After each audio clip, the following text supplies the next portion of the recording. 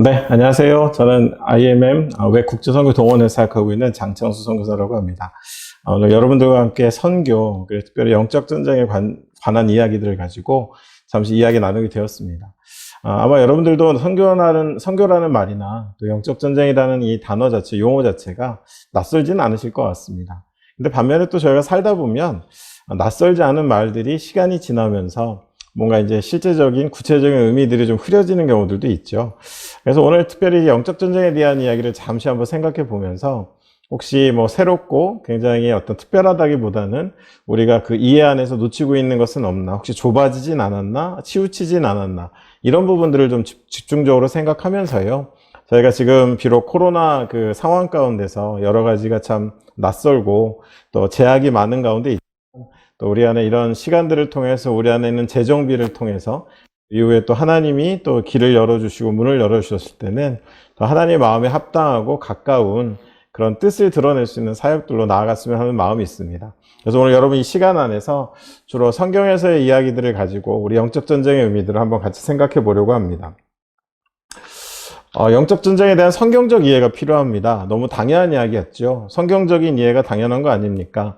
근데 한 가지 이제 성경적 이해라는 말을 성경적 선교나 성경적 이해에 대한 이야기를 할 때 강조하는 것은 이것입니다.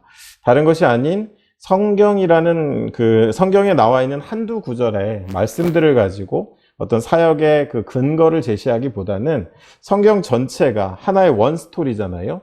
성경에서 이야기하는 그 흐름 안에서의 어떤 이해를 갖는 것이 더 필요한데, 자칫 그동안의 어떤 최근의 어떤 시간들 속에서는 사역이나 또 특히 선교에 관해서는 좀 특정 몇몇 구절을 가지고 거기에 나와 있는 표현들을 가지고 선교를 대변하고 때로는 영적 전쟁의 이해를 대변하는 경우들을 많이 보았던 것 같습니다.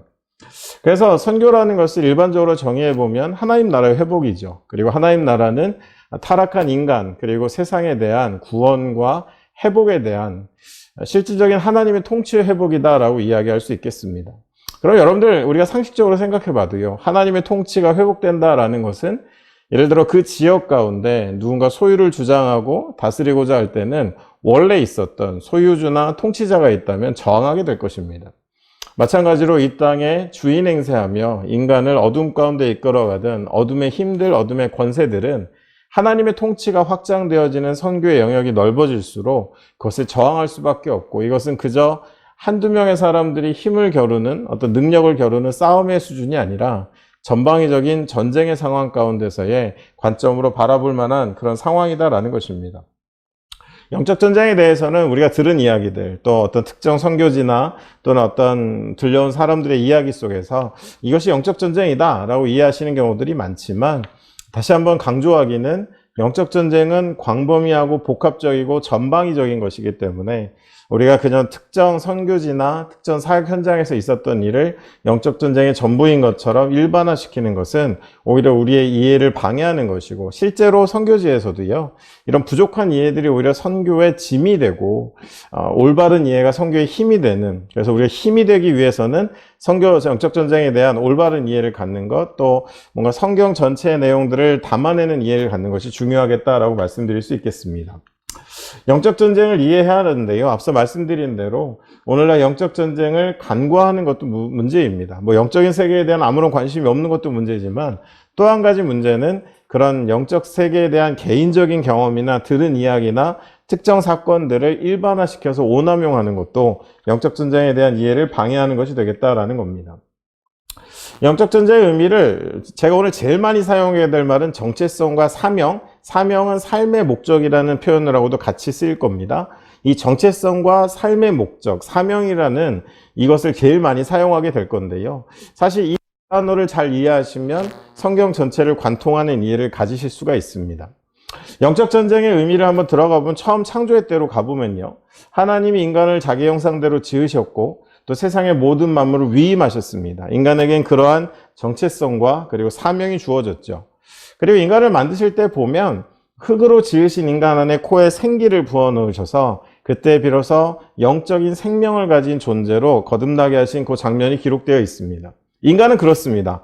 원형으로서의 인간은 하나님이 주신 정체성과 이 세상 전체를 향한 사명을 갖고 있는 존재로 지어졌고, 하나님 앞에서 인간은 선악과라는 하나의 약속을 통해서 질서를 가지고 하나님에 대한 순종과 하나님의 다스림 아래 있는 가장 완전한 조화. 그래서 이 완전한 조화를 바라보면서요, 하나님께서는 참 보기에 좋았다라고 하시면서 히브리 말로 토브, 이 토브라는 말은 내면에 있는 생명력이 겉으로 흘러넘치는 아름다움을 얘기합니다. 사람으로 치면 내면이 아름다운 사람인 거죠. 그리고 나서 참 좋았다라고 말씀하신 것도 이 완전한 조화 때문이었었습니다. 그런데 이제 인간이 이 선악과라는 하나님과의 약속 아래서 이제 사단의 꼬임을 받게 되죠. 그리고 사단의 꼬임을 받았을 때 같은 선악과지만 보는 눈이 달라집니다. 전에는 질서와 순종의 어떤 언약의 상징이었다면 갑자기 그의 눈이 그 겉모양을 향하면서 야페라고 쓰여진 히브리 말이 나오는데 뭔가 보기에 먹음직도 하고 보암직도 하다라는 표현이 등장하게 됩니다. 앞서 우리 안에 죄 이전의 모습이 철저히 하나님이 지으신 정체성과 삶의 목적의 영적인 눈으로서의 세상을 보는 인간의 모습이었다면 죄가 들어온 이후에 어둠의 지배가 시작된 이후에 인간의 모습은 굉장히 자기의 어떤 주관적인 관점 아래 하나님의 부재 상태, 그리고 눈에 보이는 것들에 반응하는 영적 시야를 잃어버린 모습으로 우리 앞에 그려져 있다는 것입니다. 사단이 하는 일은 여러분 어떤 면에서는 활동은 다양하지만 원리는 단순합니다. 사단은 거짓을 심어서요, 틈이 보일 때 거짓을 심어서 하나님과의 관계를 훼손하고 또 방해하고, 그래서 인간으로 하여금 그릇된 정체성과 삶의 목적을 가지고 이 땅을 살아가게 하며 멸망의 길에 이르게 하는 것이 사단이 하는 일입니다. 반대로 우리가 그것을 회복하는 것은 하나님의 임재 상태 가운데서 우리의 목적과 정체성을 올바로 깨닫고는 이 땅에서 애쓰며 살아가는 것이 또 영원한 생명에 이르는 길이 되겠다라는 겁니다. 그런 의미 가운데서 이 장면, 인간이 범죄하는 이 장면 이후로 이어지는 가인과 또 그 라멕이나 그 후손들의 이야기들을 보면 점점 더 어둠의 지배가 짙어지면서 이제 양심의 가책도 없고 자기의 아우를 아끼지도 않고 하나님의 경고 앞에서도 죄를 다스리기보다는 죄에 삼킨 바 되는 어둠의 지배 안으로 들어가 하나님 부재 상태로 살아가는 그런 모습들이 그려지게 됩니다. 그리고 그것이 노아의 시대, 바벨탑의 시대로 이어지면서 세상은 말 그대로 하나님의 통치보다는 강렬한 어둠의 지배, 하나님의 임재보다는 하나님의 부재 상태 가운데 놓이게 되었다라는 거예요.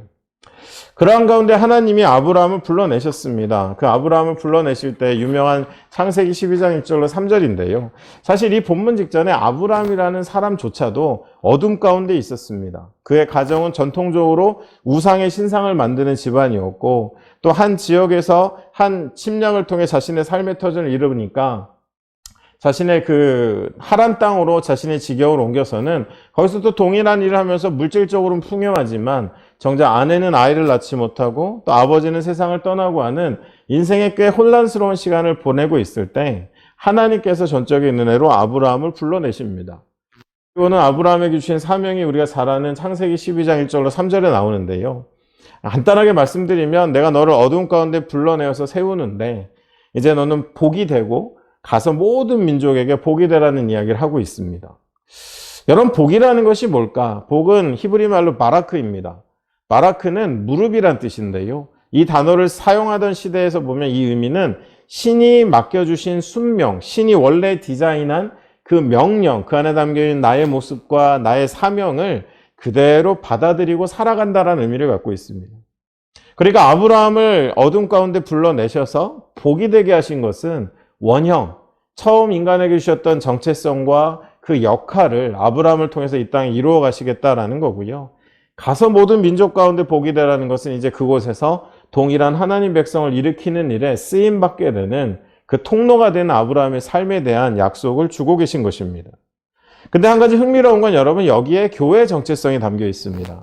무슨 이야기냐면요, 어둠에서 아브라함을 불러내신 것, 히브리 말로 헬라어로 밖으로라는 의미가 에크고요, 불러낸다라는 말이 칼레오가 있습니다.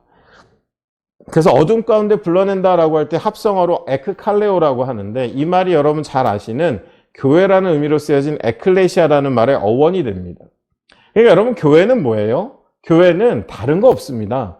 어둠 가운데, 어둠의 지배가 있는 곳에서 불러내셔서 구별하신, 근데 그 목적은 아브라함처럼 먼저 하나님 백성이 되고, 그리고 가서 하나님의 통치가 있지 않은 어둠 가운데 가서 하나님 백성을 일으키는 일을 하는 것이 교회의 가장 유일한 우선되는 존재 목적이다라는 겁니다. 실제로 이런 말씀이 있지요. 그러나 너희는 택하신 족속이요 왕같은 제사장들이요 거룩한 나라요 그의 소유가 된 백성이니 이는 너희를 어두운 데서 불러내 그의 기이한 빛에 들어가게 하신 이 아름다운 덕을 선포하게 하려 하심이라. 너희가 전에는 백성이 아니더니 이제는 하나님 백성이요 전에는 국류를 얻지 못하였더니 이제는 국류를 얻는 자니라 라고 되어 있습니다. 하나님 백성이 아닌 자가 백성이 되고 이제 우리가 해야 될 일은 우리를 어둠 가운데 불러내신 존재의 아름다운 그 덕을 그의 공적을 우리가 세상 가운데 알리는 것. 그로 인해서 또 다른 어둠 가운데 있는 이들을 불러내서 사단의 통치가 아닌 하나님의 통치로 옮겨놓는 것이 교회의 정체성인 것이고, 오늘날 여러분의 교회가 몇 주년을 맞이했다 이런 것도 중요하지만 더 중요한 것은 우리 공동체는 어디로부터 시작된 것이냐 하면 십수년 전에 수십 년 전에가 아닌 바로 이 아브라함을 하나님이 불러내셔서 믿음의 출발점을 삼으신 것처럼 이때로부터 쭉 변함없이 이어온 하나님 백성들의 정체성이 우리 교회 안에도 있다면 우리의 뿌리는 이 아브라함과의 하나님과의 만남 가운데 있다라는 것입니다. 그리고 교회의 사명도 마땅히 모든 어둠의 지배를 거두고 하나님의 통치 아래로 사람들을 모으는 그 일이 교회의 사명이다라는 거예요. 그렇기 때문에 교회가 있는 곳에는 교회가 올바로 작동하는 곳에는 영적 전쟁이 없을 수가 없습니다. 앞서도 말씀드렸지만 단순화시켰을 때 소유 잡고 지배 아래 있는 이들을 새로운 하나님의 통치가 되찾으려고 할 때 그 모든 순간순간 장소마다 그 모든 공간마다 전쟁은 있는 것이고 그 전쟁을 수행하는 것이 또한 하나님 백성으로서의 교회다라는 것입니다.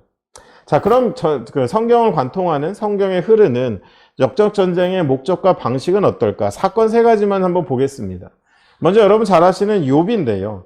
욥의 이야기를 욥기 1장 2절로 보면 우리에게 중요한 사실을 알려줍니다.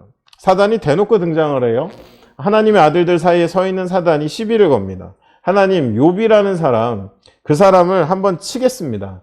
이유는 욥을 막 하나님이 너무 나의 자랑스러운 백성으로 자랑하시니까 사단이 다 이유가 있습니다. 하나님 복 주시니까 저러는 거 아닙니까? 그리고는 내가 한번 시험해 보겠습니다 라고 했더니 하나님이 허락하세요. 그리고는 욥에 일어난 일은 가히 강력한 고난입니다. 인생의 뿌리 자체가 흔들릴 수 있는 고난, 소유가 없어지고요, 건강을 빼앗기고 자녀들을 빼앗기는 일들이 순식간에 일어납니다. 근데 놀라운 것은 사단은 흔들어 놓으려는 거죠. 사단의 목적은 복된 삶을 산 욥의 삶을 흔들어서 욥을 무너뜨리고 무너진 욥을 통해 하나님의 영광을 이 땅 가운데 가리는 하나님의 통치가 물러서게 하는 것이 사단의 목적이었습니다. 그러다 보니까 사단은요, 단순히 그냥 욥에게 고통만 주는 게 아니라 자기 말을 가까운 사람들한테 심습니다. 욥기 2장에 보니까 아내가 가서 하는 이야기가 사단의 말이 똑같습니다. 욥의 아내가 하는 이야기가 이제 너 아직도 그렇게 순전함 지키겠냐? 하나님을 욕하고 죽으라라고 하는데요. 사단이 바라는 겁니다. 또 친구들은 위한다고 와서 끊임없이 정죄하는 말을 합니다. 네가 죄가 있지. 죄가 있으니까 이런 일이 생기지. 어쩌면 그들은 자신들이 이해하지 못했겠지만 사단의 하수인과 같은 역할을 하고 있는 겁니다. 욥을 흔들어댑니다. 욥을 절망 가운데 밀어넣습니다. 근데 놀랍게도 욥을 이겨냅니다. 그 이겨냄의 능력은 순전함이었습니다. 욥기 1장 21절에 보니까 내가 모태로 적신에서 나왔다. 나는 원래 아무것도 갖고 나온 것이 없다. 나에게 누린 주신 것도 가져가신 분도 하나님이라면 내가 오직 할 일은 나의 정체성은 나의 삶의 목적은 그분을 찬양하는 것이다 라는 이 단순해 보이는 논리가, 그러나 이 순전함이 그의 삶을 거꾸로 틀어서 하나님의 영광을 가리려는 사단의 공격을 무력화시켰고, 종래 견디고 견뎠을 때 욥의 인생을 통해 하나님은 더 큰 영광을 세상 가운데 드러내는 것을 우리가 보게 되는 것입니다. 바로 이와 같이 고난 중에 우리는 사단의 공격을 고난 자체가 아니고요, 그 고난을 통해 흔들린 우리 안에 생각을 바꾸고 우리의 삶의 목적을 바꿈으로 인해서 하나님의 것을 가리려는 것이 사단의 접근 방식이라는 거예요. 마태복음 4장 11절을 보니까요, 예수님에게도 시비를 겁니다. 사단이. 자, 이제 예수님이 사역을 시작하시려고 하거든요. 그러니까 사단은 본성적으로 어떻습니까? 막아야 돼요. 왜냐하면 예수 그리스도가 천국 복음을 증거하러 오셨기 때문에 이제 그가 하실 일들은 하나님 나라의 확장이기 때문에 막아야 됩니다. 근데 그가 걸어오는 그 도전도 유사합니다. 내가 만약에 하나님의 아들이여 이라는 말을 반복하면서 당장 필요를 채워봐라. 하나님이 네가 하고 싶은 일을 도와주실 거다. 아니 네가 나한테 절하면 세상에 눈에 보이는 영광은 다 주겠다라고 사단이 이야기합니다. 정의를 바꾸려고 하는 거죠. 하나님의 아들이라면이라고 이야기하면서 하나님 아들, 하나님의 은혜 받은 자라면 자기 필요도 해결하는 능력도 있어야 되고 하는 일들은 다 뒤에서 하나님이 이렇게 보호하시고 도와주셔야 되고 그리고 뭔가 이 세상에서 누리는 것들 있어야 되지 않겠느냐라고 얘기하지만 단호하게 예수님은 하나님 말씀을 통해서 하나님 아들은 하나님 말씀을 이 땅에 이루는 존재들이어야 되고 여호와 하나님을 그저 전적으로 믿어야 되는 것이고 세상의 영광과 상관없이 더 큰 영광 하나님 한 분만을 예배하는 존재가 되어야 한다라는 말씀으로 이 모든 사단의 유혹을 물리치시고는 사단은 물러가고 천사가 수종들었다라는 이야기가 등장을 합니다. 사단의 목적은 예수님의 사역을 세상 가운데 가로막는 것이었습니다. 그래서 하나님의 아들들의 일을 왜곡시켜서 어떻게 하든지 그 일을 무색해 하려고 했지만 하나님의 말씀을 통해서 예수는 극복해내셨다라는 거예요. 교회를 향해서 도전합니다. 여러분 마태복음 16장 16절로 24절에 보면 베드로가 처음에는 예수님께 칭찬을 듣는 장면이 나와요. 너희는 나를 누구라 하느냐라고 하니까 베드로가 주는 그리스도시요 살아계신 하나님의 아들입니다 라고 이야기하며 갖은 칭찬을 다 듣습니다. 그래서 좀 업됐나요? 예수님께서 근데 내가 고난을 받을 거거든 십자가를 질 거거든 이러니까 그리하지 마십시오. 결단코 그 일이 미치지 않을 것입니다 라고 하는 순간에 사실은 좀 너무 가혹하다 싶을 정도로 예수님 뭐라고 하세요? 사단아 물러가라. 내가 나로 넘어지게 하는도다라고 하시면서 뒤에 중요한 말씀하시는 게 네가 사람의 일을 생각하고 있다라고 이야기합니다. 여러분 베드로가 들은 칭찬 속에 교회에 대한 선언문이 나와요.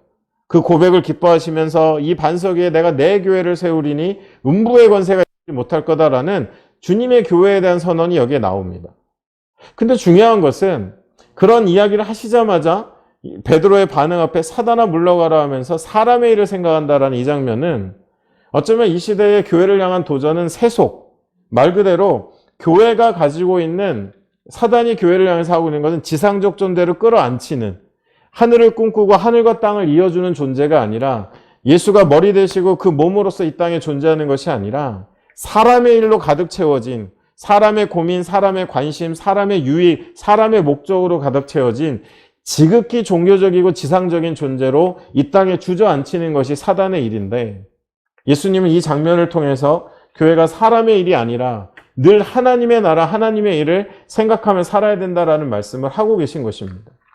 그래서 여러분 계시록 말씀에 보면 소아시아 7교회 가운데 무려 4교회에 사단의 세력들을 언급하시면서 그러나 한결같이 모든 교회를 향해 마무리는 성령이 교회에게 하시는 이야기를 귀 있는 자들은 들으라고 말씀하십니다. 여러분 성령이 뭐예요? 성령 충만은요. 갑자기 우리 안에서 엄청난 능력이 나오는 게 아닙니다. 성령 충만은 마치 처음에 흙에 생기를 불어넣으신 하나님의 그 창조의 질서처럼 우리가 누구인지 너무 잘 알기 때문에 내가 가야 될 길이 선명하고 어둠은 내 삶에 들어올 수 없고 나의 선택은 분명한 상태가 성령 충만한 상태입니다.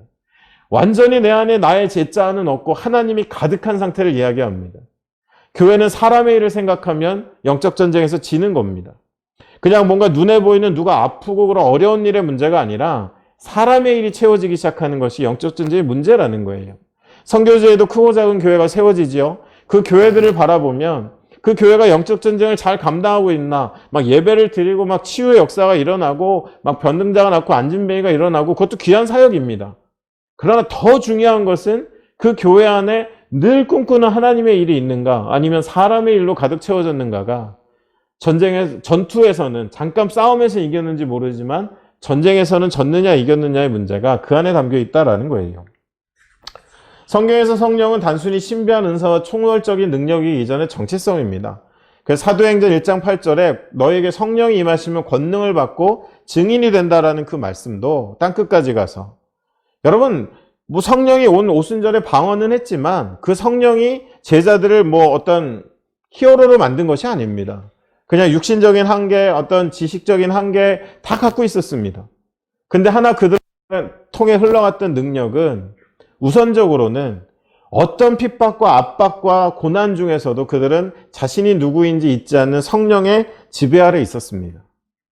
그리고 그들의 확신은 하나님이 기뻐하심으로 말미암아 때를 따라 돕는 은혜가, 때를 따라 돕는 능력이 그들을 통해 하나님이 드러내셨기 때문에 그들은 그 정체성에 대한 확신으로 인하여 하나님의 능력을 흘려보내는, 그래서 예수님도 내가 곧 길이요 진리요 생명이니라고 하신 것은 하나님의 부재 상태 가운데 내가 누군지 무엇을 할지를 스스로 생각하는 환경에 두시지 않고 예수를 통해서만이 우리가 누구인지를 알고 살아가게 된다라는 진정한 구원의 의미를 얘기하시는 것입니다. 영적 전쟁을 향한 오해는 이거예요. 대표적인 것이 이것입니다. 우리가 익숙한 영적 전쟁은 땅밟기, 지역의 영, 능력 대결, 그리고 어떤 신령한 은사들을 앞장세운 여러 가지 현상들, 축기, 병자를 낫게 하는 것, 기적 같은 현상들. 여러분, 이런 것 안에 우리가 영적 전쟁에 대한 생각을, 이런 걸 주로 SLSW라는 용어를 씁니다. 이게 뭐냐 하면 전략적 차원의 영적 전쟁이라는 용어를 씁니다. 이게 영적 전쟁이 아니라고 말씀드리진 않습니다. 근데 나와 있는 그림처럼 전쟁은요, 여러분 전방위적인 거잖아요. 장소마다 이루어지는 현상이 다르잖아요. 목적은 하나이지만. 그런 것처럼 SLSW라는 이런 가시적인 영적 전쟁의 유형들은 그저 굉장히 넓은 영적 전쟁의 범위 가운데 한 가지인 것이지 그게 영적 전쟁은 아니다라는 말씀을 드리는 겁니다. 실제로 이것에 너무 치중하다 보면요, 부작용들이 많아요. 힘 대결을 하다 보니까 주로 선교는 정복이 됩니다. 강한 힘이 약한 힘을 압제하는 게 되고 압도하는 게 돼요. 근데 이거는 십자군의 정신이지 십자가의 정신은 아니라는 겁니다. 또 이런 원리들을 유추하다 보니까 성경적 해석이 굉장히 조잡해지기도 하고 좁아지기도 합니다. 한두 특정 구절에 나와 있는 사건이나 표현들을 가지고 자신들의 사역의 정당성을 이야기하는데 성경 전체로 놓고 보면 문제점을 많이 드러낸다라는 거예요. 실제로 중세교회를 지나며 굉장히 호전적인 기독교가 주로 제국주의적이고 뭔가 식민주의적인 그런 선교 활동들을 많이 했는데, 그때도 보면 우리가 갖고 있는 선교의 개념이 뭔가 하나님의 힘과 세상의 힘, 어떤 어둠과 빛의 충돌 가운데 모든 것은 그런 가시적인 힘의 우월을 통한 정복이라는 생각을 해왔지, 그거보다 더 깊은 영역에 있는 전쟁들을 감당하지 못하게 하는 제한성들을 많이 발생시켰다라는 겁니다. 실제로 성경에서 말하는 은사들은 많거든요. 가시적인 은사도 있고 좀 눈에 보이지 않는 은사들도 있습니다.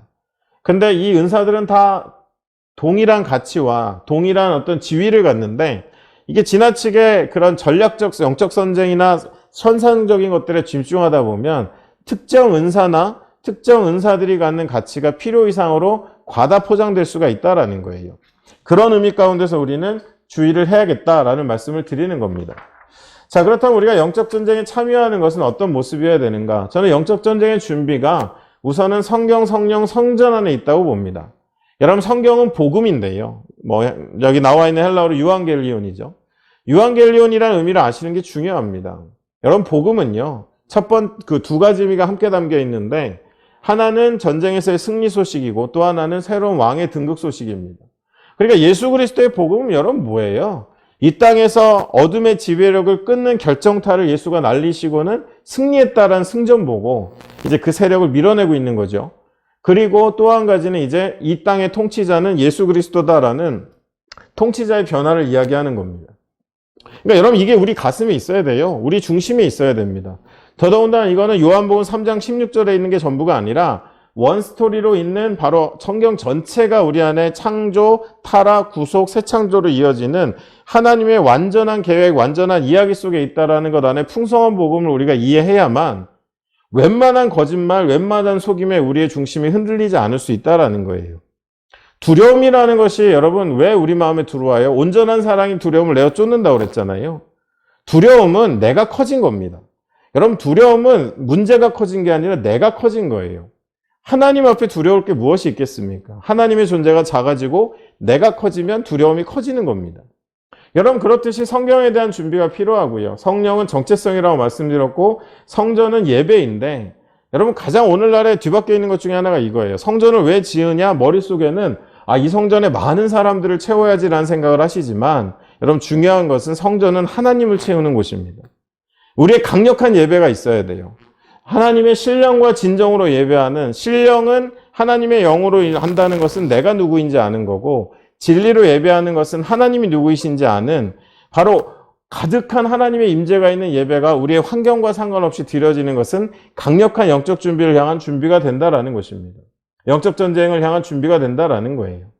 그리고 거기에 하나 더 보탠다면 예수 그리스도를 통한 위대한 사랑.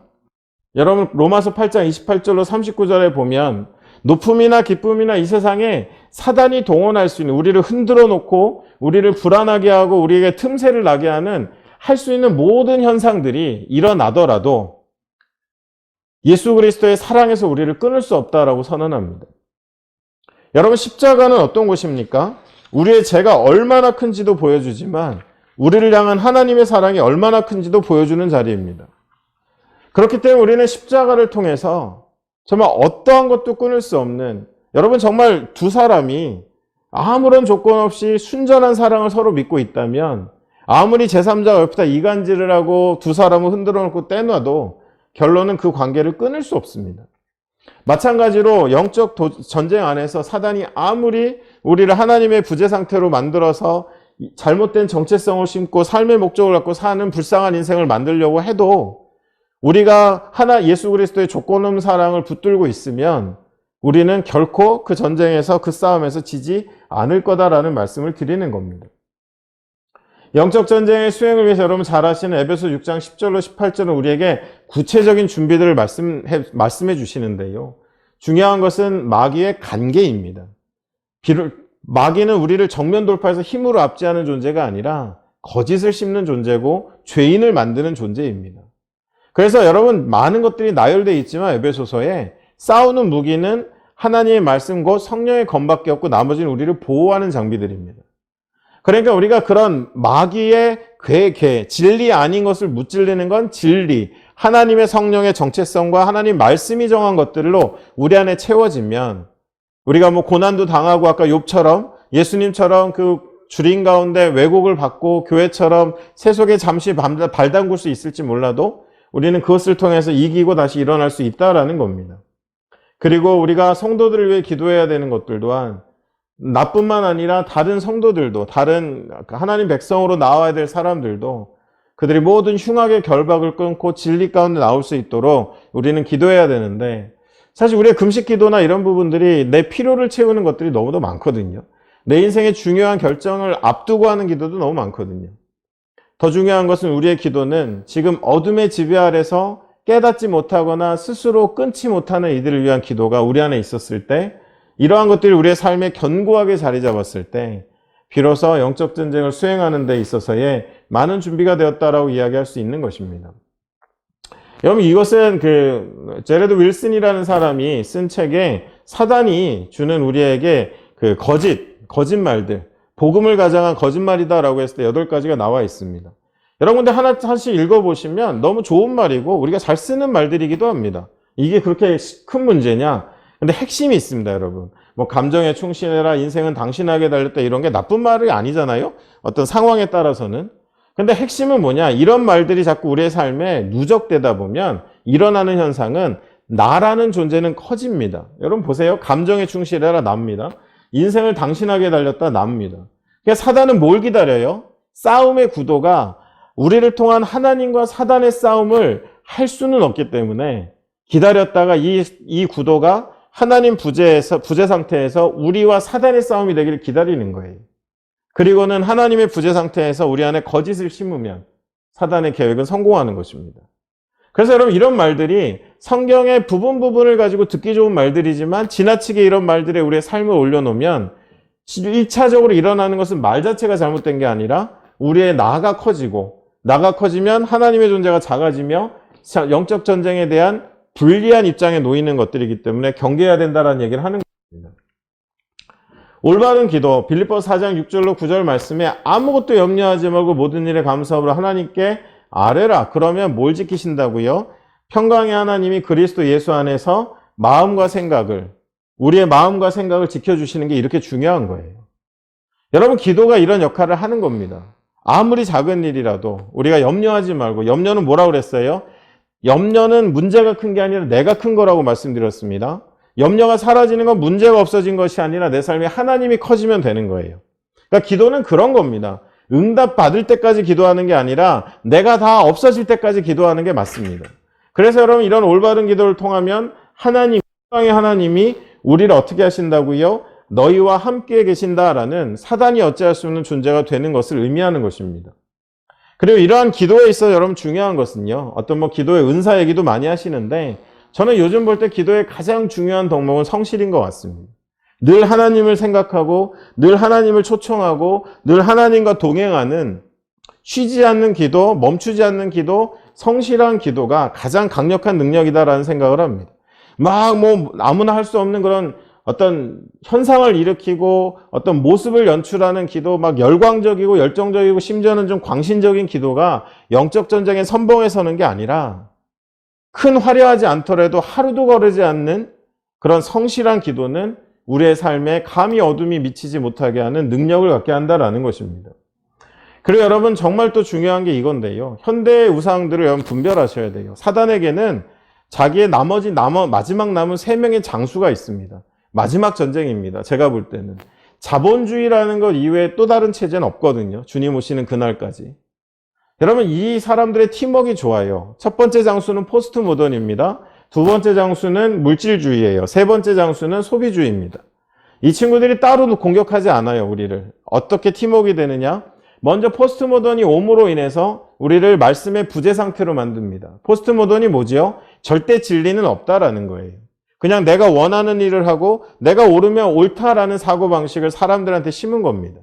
이전에 인간이 했던 실패들에 대한 회의입니다.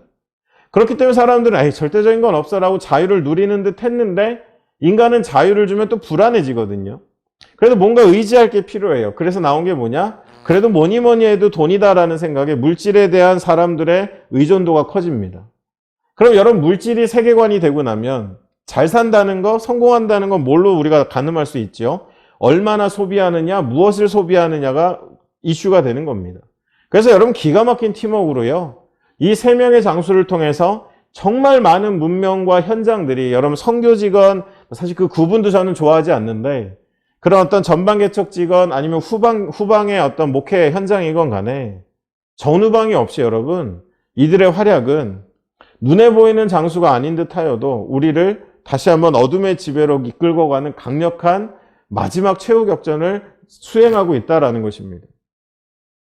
여러분 계시록 18장을 한번 읽어보세요. 마지막에 하나님이 상대하시는 바벨론은 물질의 신입니다. 그리고 그가 넘어졌을 때 의외로 많은 사람들이 슬퍼합니다. 이제 우리의 물건을 누가 사줄꼬? 하나님은 호소해요. 18장 앞부분에 읽어보시면 내 백성아 거기서 나오라. 너희가 그들에게 이 말 심판을 받지 말라라고 간곡하게 부르시는 장면이 나옵니다. 여러분 이것이 더 큰 문제입니다. 여러분 아프리카요, 아시아요, 많은 선교지들 안에 정령 숭배하고 우리를 두렵게 하는 어떤 악령이나 이런 영적 전쟁도 지금도 수행됩니다.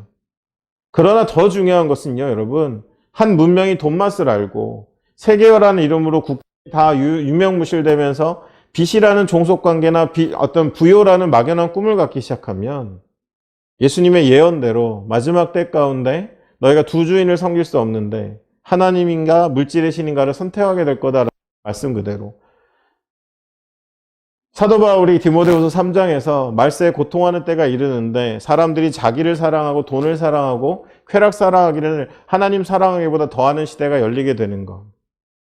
여러분 마지막 최후 응전이 이루어지고 있습니다. 여러분 소비주의라는 것에 가장 중요한 3가지 키워드가 있어요. 그것은 뭐냐 하면 크기, 가시적인 크기, 유력함, 그리고 편리, 그 다음에 다수의 선택입니다. 여러분 예수님이 마태복음 7장 14절에 뭐라고 하셨죠? 좁은 문으로 들어가라 하시면서 멸망으로 인도하는 문은 크고 넓어 그리로 들어가는 자가 많고 했습니다. 그 문은 커요. 유력합니다. 저기로 가야 돼요. 길은 넓어요. 편리합니다. 그리고 많은 사람들이 글로 갑니다. 다수의 선택이에요. 여러분 이것에서 자유로운 사람들이 없어요. 이게 전쟁인지 몰라요. 이걸 분별해낼 수 있는 눈은 참된 복음, 이걸 이겨낼 수 있는 성령 충만, 이 모든 순간에 이끌려가지 않는 힘은 하나님의 임재 가득한 예배이고 우리를 다른 것과 대체할 수 없게 만드는 그리스도의 무조건적인 사랑이 우리 안에 있었을 때만이 분별되어지고 이겨낼 수 있는데 교리로는 알고 있지만 이와 같은 통치와 마지막 지배 가운데 얼마나 많은 사람들이 자유로울까? 저는 사실 많이 염려가 되는 부분들입니다. 바울도 자기의 사역을 이야기하면서 말미에 사도행전 26장 15절로 18절에 결론은 내가 예수를 만나고 이제까지 해온 사역은 뭐냐? 그 눈을 뜨게 하여서 어둠에서 빛으로 사단의 권세에서 하나님께로 돌아게 하고 죄사함과 나를 믿어 거룩하게 된 무리 가운데 기업을 얻게 하리라 하더이다 라고 이야기하면서 이것이 그의 사역의 목적이었고 내가 살아온 이유다라는 이야기를 하고 있습니다. 여러분, 영적 전쟁에서의 승리는 굉장히 뭔가 은사 베이스적인 특별한 노하우나 그런 기술이 있는 것이 아닙니다. 제가 속한 웩이라는 단체는 108년이 되었는데요. 많은 매뉴얼북과 많은 사역 매뉴얼들이 있습니다. 근데 그 많은 사역 매뉴얼들은 시대마다 바뀌지만 지난 100여 년 동안 한 번도 바뀌지 않고 각 선교 현장이나 우리의 모든 공동체를 지켜왔던 4가지 기둥이 있었습니다. 그것은 뭐냐면 첫 번째로 믿음, 영어로 active faith. 그냥 막연한 관념이 아닌 작동하는 실천으로 이어지는 믿음이고요.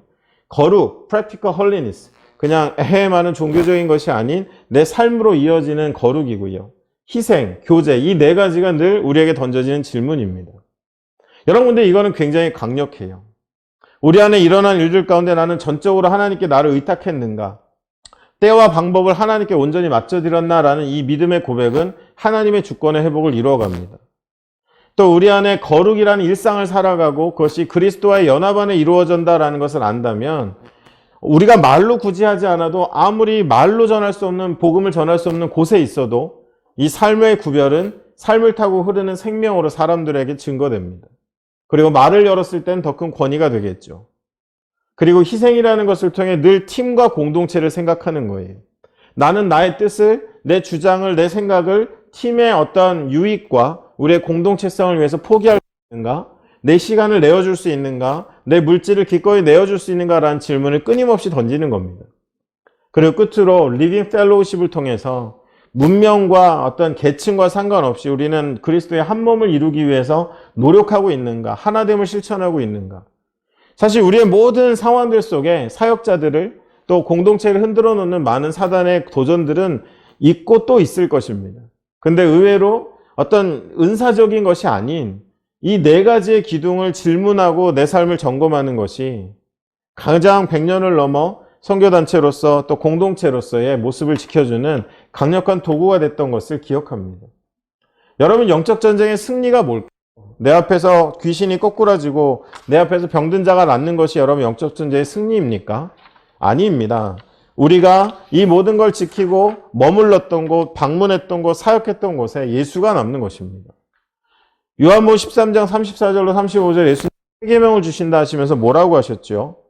너희가 서로 사랑하면 이로써 사람들이 너희가 내 제자인 줄, 예수의 길을 가는 사람인 줄 알게 될 거다라고 하셨습니다. 여러분, 이 말씀 그대로 바로 우리가 이와 같은 삶을 살아내면서 사단의 괴계와 거짓말과 도전을 무색하게 만들 때, 예수가 드러날 때, 우리는 작고 예수가 클 때, 그것이 영적 전쟁의 승리인 것이지, 우리가 원하는 가시적인 몇 가지 현상을 가지고 우리가 승리를 선언하는 것은 어리석은 거다라는 겁니다. 여러분, 정리하면서요, 몇 가지 좀 프랙티컬한 제안들을 좀 드리면서 마무리하겠습니다. 우리가 선교 현장, 이제 코로나가 끝나면 장기, 중장기 방문하게 될 때, 그래도 영적 전쟁이 또 그 강도나 어떤 예상하지 못한 일들이 있는 것이 선교 현장은 맞습니다. 아무래도 여러분 통치가 확장되려고 할 때 저항하는 힘이 더 크지 않겠습니까? 근데 그때 여러분 이것도 여기에 나와 있는 것만큼은 꼭 기억해 주셨으면 좋겠어요. 여러분, 어떤 장소를 방문하거나 사역을 할 때 자꾸 기능에 많은 사람들이 마음을 빼앗겨요. 우리가 보여줄 퍼포먼스나 자격증이나 어떤 전문성이나. 아닙니다. 영적 전쟁의 가장 중요한 준비는 존재적 준비입니다. 아까도 말씀드렸죠. 나는 작고 하나님은 큰 것. 하나님의 강력한 임재. 여러분, 이것을 우리가 끊임없이 연습하고 우리 안에 채워서 선교지를 밟으면 우리를 통해 하나님의 사랑이 흘러갑니다. 그러나 우리가 기능만을 앞장세워서 당장 눈앞에는 야페, 눈에 보이는 아름다움 만들었는지 모르겠지만 토부, 생명이 흘러가는 일들은 기능을 타고 흐르는 것은 아니다라는 거예요. 그리고 두 번째로 우리는 현장 사역자와 현지인 공동체 역할을 존중해야 됩니다. 아무리 여기서 내가 많은 경험이 있고 아는 것이 있고 뭔가 그런 것에 대한 조회가 있어도 영적 전쟁에 관한 한 현장에서의 경건과 현장에서의 신앙의 여정을 하신 분들의 우선권을 드리고 그분들의 인도함을 받아야 된다라는 거예요. 그리고 세 번째로 중요한 것이 팀과 현장에서 만난 이들과 연합이 깨어지지 않도록 하는 게 중요합니다. 하나님이 가장 기뻐하시는 모습이에요. 두세 사람이 내 이름으로 모인 곳, 하나가 된 곳 가운데 하나님은 강력하게 역사하십니다. 비록 내 계획과 좀 달라도, 내 성격과 좀 맞지 않아도, 내가 생각하는 속도와 달라도 우리는 유니티를 깨트리지 않게 애쓰는 것이 또 영적 전쟁의 굉장히 중요한 요소라는 것을 기억해야 됩니다. 그리고 하나님의 선교라는 걸 기억해야 됩니다. 우리의 유능함이나 우리의 탁월함을 드러내는 자리가 아니라 하나님의 하나님 되심이 나타나는 것이 선교 현장이어야 하기 때문에 하나님의 뜻이 이루어져야 된다는 것을 늘 기억해야 되고요. 여러분, 한때 현장에 모든 걸 쏟아부으시면 안 되는 것이 우리 삶에 가끔 선교가 담기는 게 아닙니다. 선교에 우리의 삶이 담기는 겁니다. 한두 번의 그런 방문이나 사역으로 모든 것을 재단하기보다는 그때그때의 깨달음들을 가지고 우리의 삶이, 우리의 삶 전체가 하나님의 위대한 선교에 담겨야 되는 것이지, 우리의 삶에 가끔 하나님의 선교가 들락날락하는 것이 옳은 것이 아니다라는 것이고요. 끝으로 한 가지 더 보태어 말씀드린다면, 외적 자극으로 인한 일시헌신보다 귀한 것이 내적 동기를 통한 일생헌신입니다. 외적 자극은 일어난 몇 가지 현상이지만 내적 동기는 하나님의 말씀이고 복음이고 영적 전쟁을 이겨가며 깨닫는 하나님의 임재이고 하나님의 인도하심이기 때문에, 하나님의 하나님 되시기 때문에 우리는 이와 같은 일을 통해서 일생에 내 삶이 선교에 담긴 삶을 살아가야 하겠다라는 겁니다. 하나님의 선교는, 선교의 현장은 세상이고 선교지이지만 이런 영적 전쟁이나 선교의 원리는 하나님 말씀 속에 담겨 있습니다.